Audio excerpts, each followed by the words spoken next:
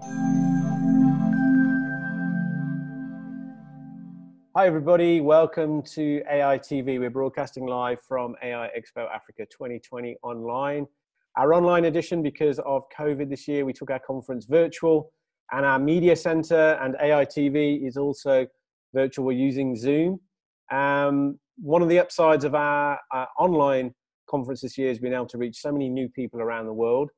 And it gives me great pleasure to welcome Fanie Botha, who's the Chief Operating Officer of FIRtech Intelligent Automation. Welcome, Fanie, to AI TV and AI Expo. How are you doing? Hi, Nick. Thanks for having me, and hi to the listeners. Doing really well on this beautiful spring day. Yeah, it actually currently looks like you're sitting orbiting a planet Earth there from 400 miles up in the atmosphere, but obviously you're in Joburg and in your office there. So, Fanie, tell us a little bit about FIRtech. I spoke to Yugan, your CEO, early on, and we basically had a conversation around the fact that you're involved in the RPA space. But just tell us a little bit more about some of the customer types and some of the kinds of projects that you guys are involved in. Yeah, thanks, Nick. So as Yugan would have told you, FIRtech stands for Fourth Industrial Revolution Technologies. And essentially, that's the operating space that we try to be in. So some people say that we just never outgrew the toys, but we see this as the future. And this includes anything from drones to IoT and robotic process automation, including artificial intelligence and the applications thereof in modern business. So I think, you know, for people watching the channel or people watching this video, if it's embedded on your own website, I mean, clearly you guys have been working with some pretty significant clients with your service offerings. Talk us through an example of a large RPA project that you guys have got involved in, and tell us a little bit about the problem that the client had and how you went about solving it, and some of the nuances of a deployment at that sort of scale. Sure. Thanks, Nick. Yes, so I mean, this is also the AI TV channel, so there's a very nice AI angle to this, and of course RPA is a key focus for us, so it features in the story as well. And I think one of the interesting things is having come to a lot of previous AI conferences, there was a large theme around developers and AI enthusiasts trying to understand AI from first principles and coding it from first principles. And there will still be a lot of that going forward. But what we've also seen happen is from the major vendors producing off-the-shelf AI products. So essentially services that you can consume. And these include various things like handwriting recognition, intelligent character recognition, and then obviously all of the other computer vision and prediction type AIs that you would have dealt with previously.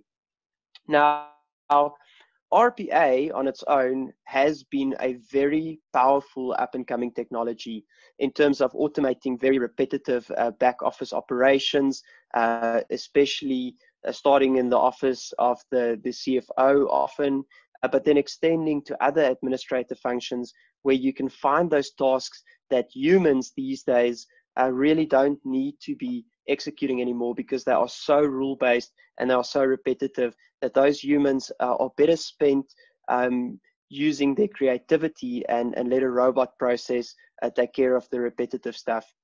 Now, the interesting thing is in recent times where the fields of AI and RPA started to intersect.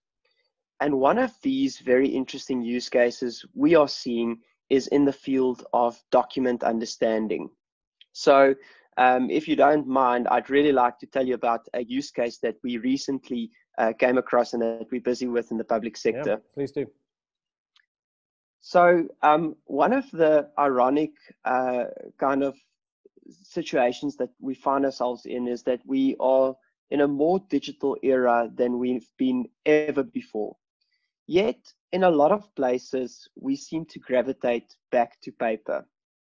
Now, this use case is in public sector, but it's certainly not a thing just about public sector or government processes that seem to still like paper. The private sector and on every level, it seems we like paper.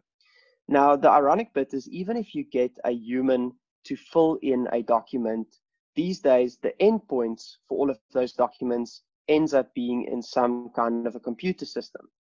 And in previous years, we've had these multifunction device scanners, and a lot of people said, if I scan my documents, then I'm digitizing my content in my business because now they're PDFs. But the reality is you've just got essentially paper that you can store on a hard disk as opposed to in a box in your back room. It's no closer to being entered into that computer system or that system of record that you wanted to take an effect in, whether that's a enterprise resource planning system, whether that's a database of people with their identities, etc.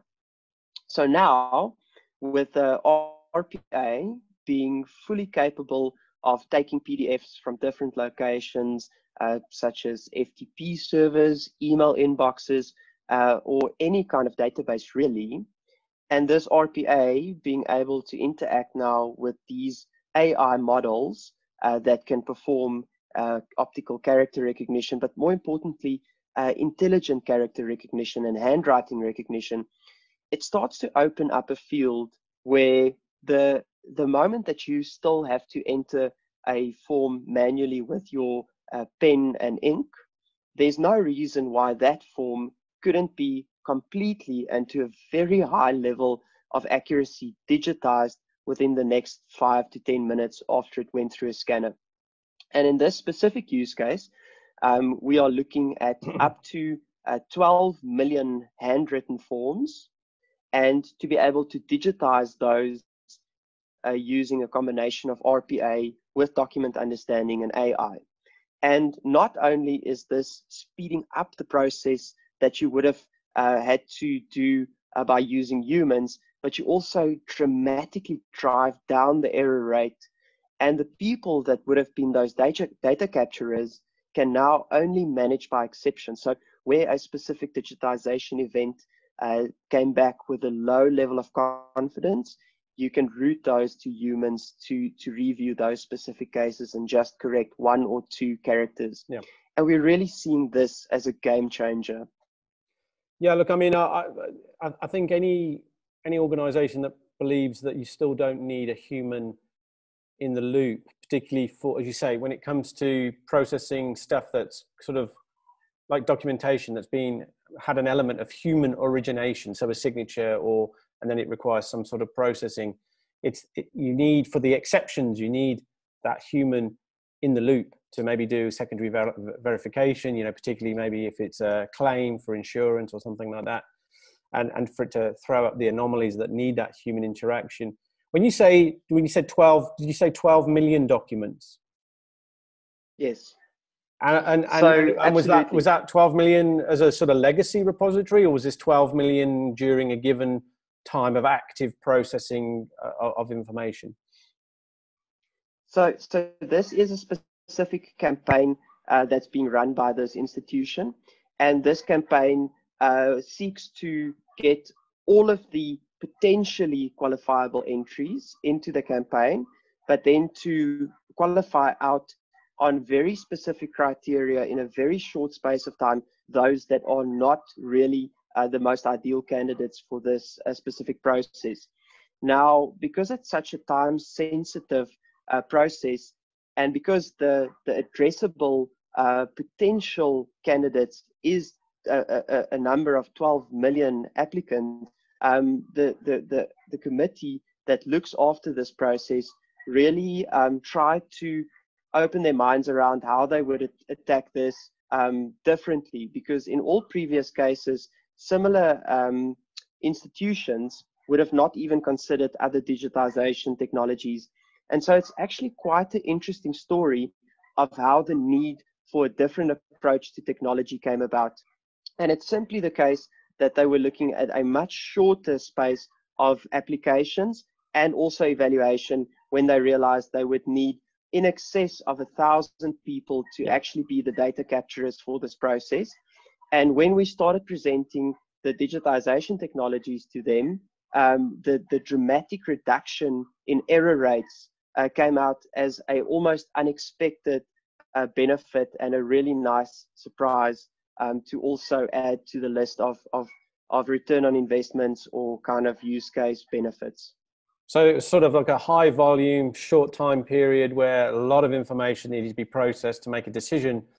And obviously that's a great RPA AI case study. So Fanie, where do you see this technology heading? I mean, I think, you know, most organizations, if you start looking at the banks and the insurers, started with RPA on a journey 3-4 years ago.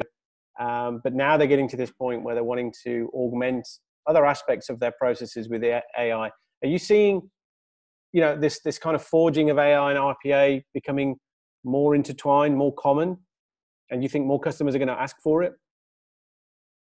Absolutely. And I mean, I'm of the belief that I'm much further along the adoption curve than a lot of millennials or young people that really want to be those early adopters. So speaking to me, you really have to convince me about some of the use cases of cutting edge technologies like AI, et cetera, et cetera. And an avid fan of all sci-fi movies, I've always chuckled at the kind of leaps and kind of projections that they've made for AI. Having said that, I'm astonished daily by the real practical use cases that AI is presenting for itself, both on its own as a technology standing alone, as well as in combination with things like robotic process automation. And where robotic process automation was very much just a rules-based desktop automation kind of tool in previous years, the use of AI opens it up to new fields such as process mining, process improvement, document understanding, test automation.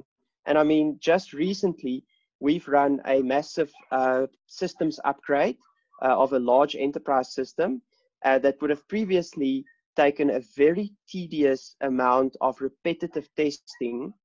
And it's not always very easy to apply something like robotic process automation there, because there's a level of heuristics or decision making involved there. But in this case, with the use of AI, we could quite easily breeze through a whole testing project with the use of RPA and robotic process automation. Yeah, look, it's just a fascinating field. I mean, I was lucky enough to talk to Guy Kirkwood, who's the chief evangelist at UiPath, on one of the previous AI TV interviews, and his company has this vision of a robot for everybody. So you have a RPA robot helper, not just for the people at work, but also for every human to do the kinds of things that humans don't necessarily always like doing. Expense claims, shopping lists, whatever those things are. So I think we're living in fascinating times, Fanie. I just want to wrap up by saying, you know, thank you for joining us on AI TV and showing us some of the real practicalities of the services and technologies that you are working with. And again, to say thank you for also supporting our event this year in taking a leap of faith into the world of online conferences. I know you guys had a fairly popular booth at the show, but I just want to say thank you for joining us on AI TV, and we hope to see you back next year. Thank you very much for having me, and thank you for the listeners and the viewers who tuned in today.